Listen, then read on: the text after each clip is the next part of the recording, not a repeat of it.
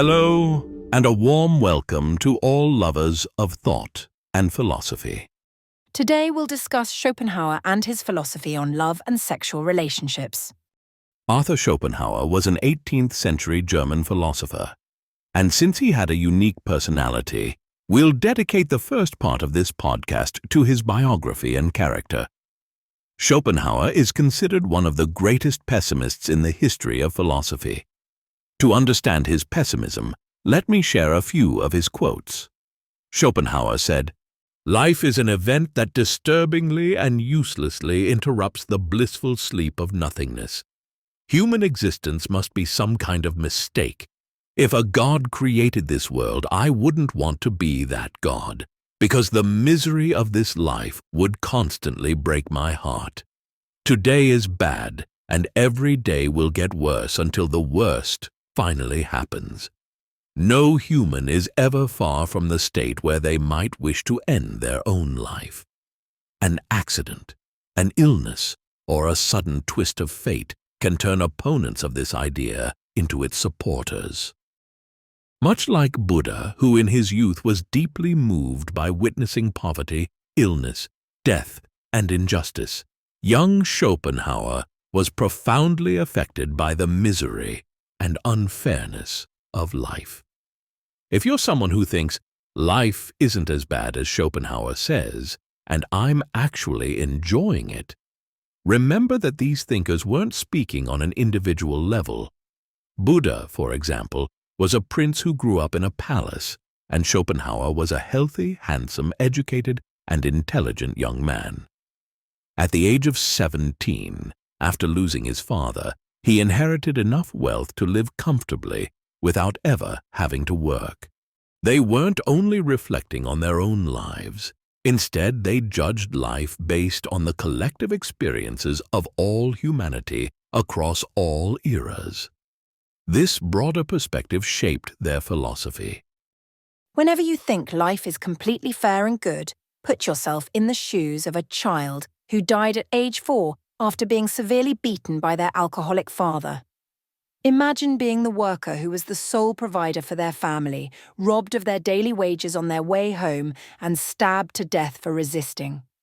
Think of the children battling cancer, people enslaved, those burned alive in concentration camps, the innocent tortured and executed, those killed in bombings, trapped under earthquake rubble, or whose entire lives were swept away by floods and storms. And the list goes on. Schopenhauer argued that the creation of this world could not have been the work of a benevolent being, but rather a malevolent force that created living beings to derive pleasure from their suffering. Schopenhauer was a solitary individual who preferred to be alone. He famously said, "I talk to people the way a child talks to their dolls. The child knows the dolls can't understand them, but through a pleasant and self-aware act of self-deception, they create the joy of connection for themselves." When explaining why he didn't have many friends, he remarked, "Geniuses are often solitary because their thoughtful monologues with themselves are far more intelligent and interesting than conversations with others." For a time, Schopenhauer taught at a university, but he didn't enjoy being a professor and eventually became disillusioned with academia. He once said, "If someone takes philosophy seriously and excels in it, they won't have the patience to teach it." When his book, The World as Will and Representation, was published, it sold very poorly, despite being a philosophical masterpiece. In the preface, he wrote, "I entrust this book not to my contemporaries or countrymen, but to humanity. I am confident it will not be worthless to humanity, even if its value is recognized very late." Later in life, Schopenhauer gained significant fame, and his books became bestsellers. His philosophy is even taught in universities today. His reaction to this late success was characteristically sharp, expressed in these words, "After spending a long life in obscurity and indifference, they come to me at the end with drums and trumpets, thinking it matters to me. The thought of worms eating my body after death is tolerable, but the idea of university professors picking at my philosophy after I'm gone makes me shudder." Schopenhauer never married and had no children, he remarked, "Getting married is the best way to start hating each other." His daily routine was simple yet disciplined. He wrote for 3 hours in the morning, then played the flute for an hour. After that, he would don a white bow tie and head to his favorite restaurant for lunch. In the afternoons, he visited the library to study and read the Times newspaper. Evenings were for walking his dogs and attending the opera or theater. He was so sensitive to the noise of people whispering or stomping during performances that he would sometimes write letters to theater management, urging them to take strict action against noisy patrons. He once said, "The amount of noise a person can tolerate is inversely proportional to their intelligence and mental activity." Despite his grumpy exterior, those who knew Schopenhauer personally described him as a deeply kind-hearted man. At the age of 72, after returning from a walk, he suffered from shortness of breath and passed away. Until his final moments, he held firm to his belief that human existence must be some kind of mistake. Now let's talk about his views on love and sexual relationships. Don't forget that most philosophers show little interest in these topics. Perhaps they think love is too emotional and should be left to poets and romantic storytellers. Schopenhauer, however, found this indifference puzzling.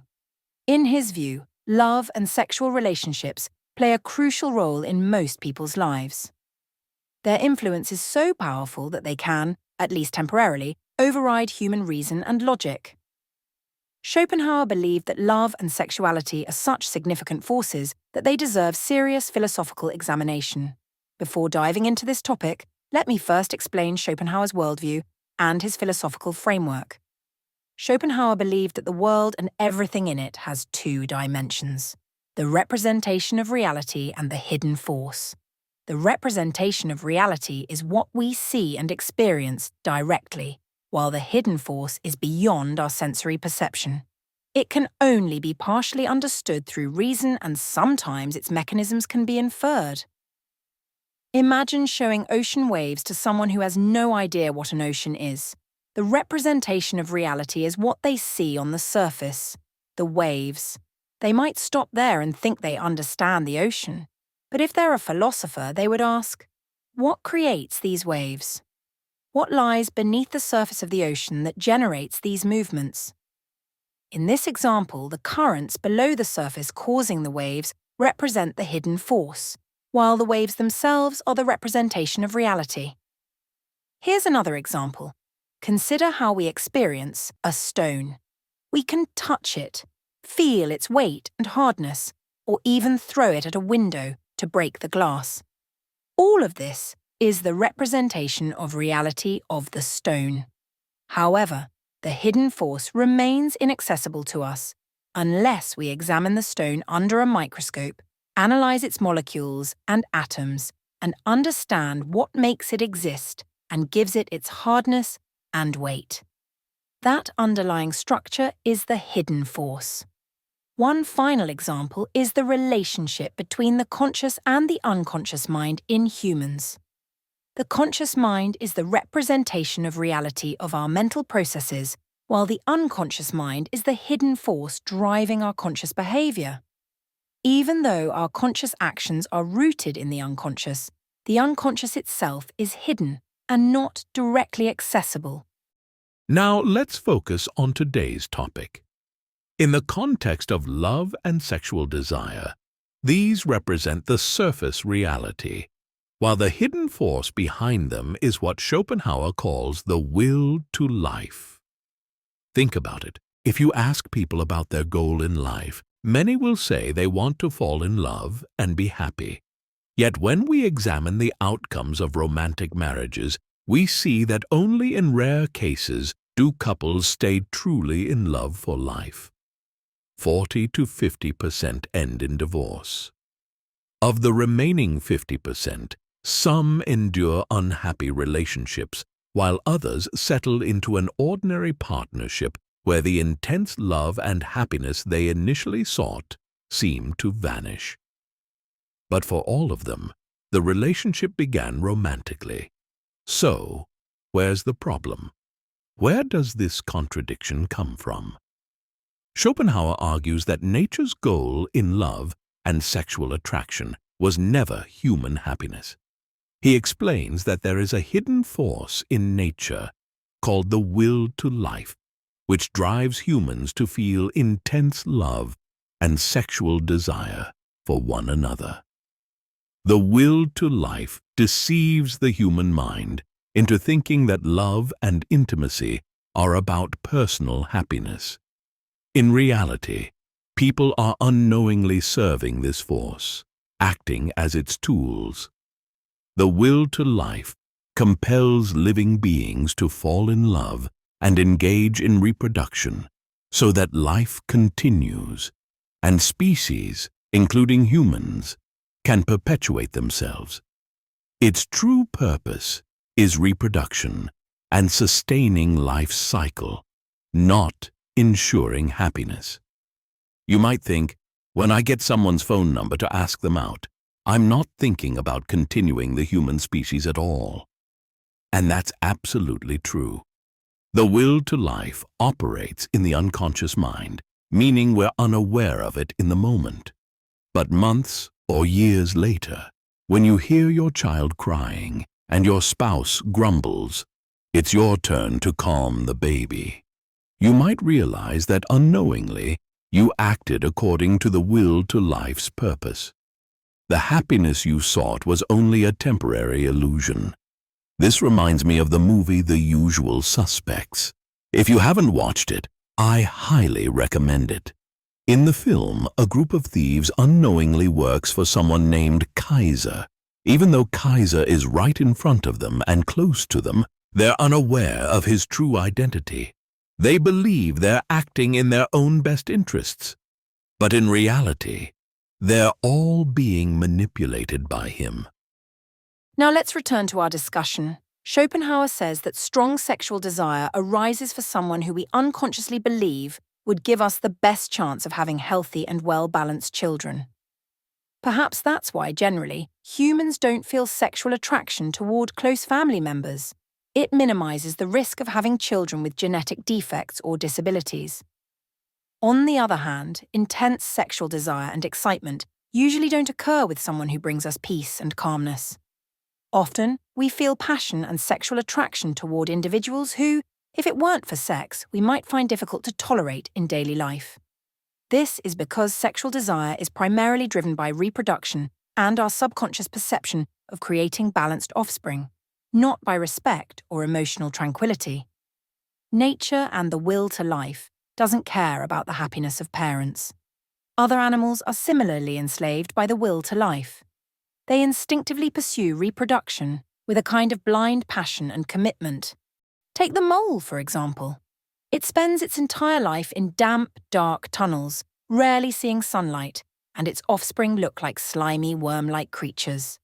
Yet despite this strange existence, it dedicates all its energy to survival and reproduction with an almost absurd enthusiasm. Humans, likewise, don't reproduce because the world is such a wonderful place and they think it's worth bringing others into it. In fact, if we consider the cumulative experiences of humanity throughout history, life hasn't been particularly great. But thankfully, most people don't think too deeply about this and continue to have children serving the will to life. Otherwise, humanity might have already gone extinct. However, what sets humans apart from other animals is our rationality and relative freedom. Thanks to Schopenhauer, we can recognize the trickery of nature and the will to life. This awareness gives us the ability to choose not to bring another person into the cycle of existence if we believe the world isn't a great place. We can refuse to be tools of the will to life and instead live for ourselves or work to make life more bearable for those already here who are struggling and suffering. Schopenhauer's brilliance becomes evident when you realize that his philosophy feels like reading Darwin's theory of evolution or Freud's theory of the unconscious. Yet he came before both of them. Of course, many of you might disagree with Schopenhauer's philosophy, And that's perfectly fine. The goal is to familiarize ourselves with a new perspective and a complex way of thinking. Even if we disagree, his philosophy forces us to reflect deeply, look at life with greater insight, and better understand human nature. Thank you all for your attention. Until next time, stay curious.